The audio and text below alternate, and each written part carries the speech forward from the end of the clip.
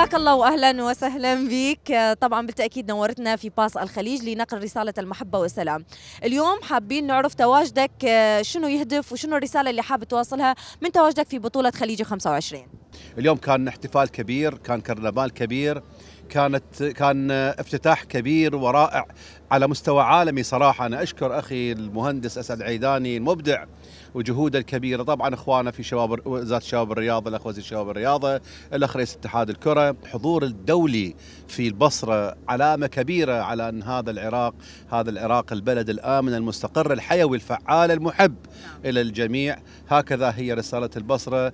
شكرا للبصرة، شكرا لمحافظها، شكرا لأهلها، شكرا لكل من أحب البصرة ودعمها. نعم، بالتأكيد هذا الإنجاز العراقي البصري يعتبر إنجاز على أرض الواقع.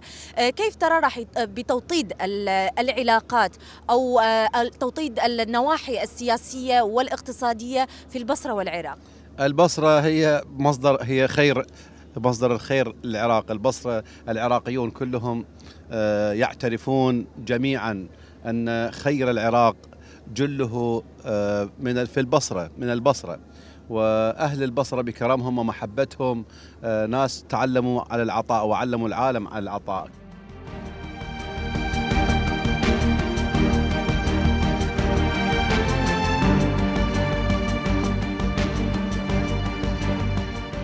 البصرة أضافت الكثير إلى بطولة الخليج بأهلها، بطيبة أهلها، بكرمهم، بضيافتهم، بمحبتهم، بمودتهم، بقلبهم وضميرهم المفتوح وقلبهم المفتوح إلى كل الأحبة من الدول الخليج المشاركة.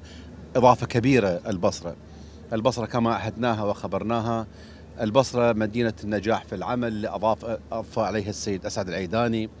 البصرة اليوم طبعا أعطت هي صورة العراق الناصعة. اليوم رسالة كبيرة من البصرة أن هذا العراق الذي مهما اشتدت الظروف به يبقى صامدا، يبقى قامة كبيرة، يبقى أهله لا يتصدعون أبدا. لن تتغير طباعهم ولن تتغير محبتهم إلى أخوانهم في كل مكان.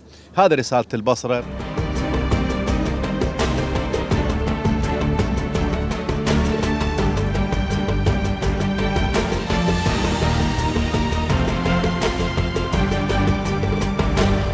إطلالة العراق اليوم من هنا من البصرة هي ليس فقط حدث رياضي، هو حدث سياسي، حدث اقتصادي، حدث اجتماعي، حدث نوعي كبير. مرة أخرى أوجه تقديري العالي وشكري لأهل البصرة الأحبة والمحافظنا أخونا حبيبنا المبدع أخويا أبو حسن، وكذلك إلى كل الذين عملوا معه وكل الذين شاركوا بهذا الكرنفال الكبير.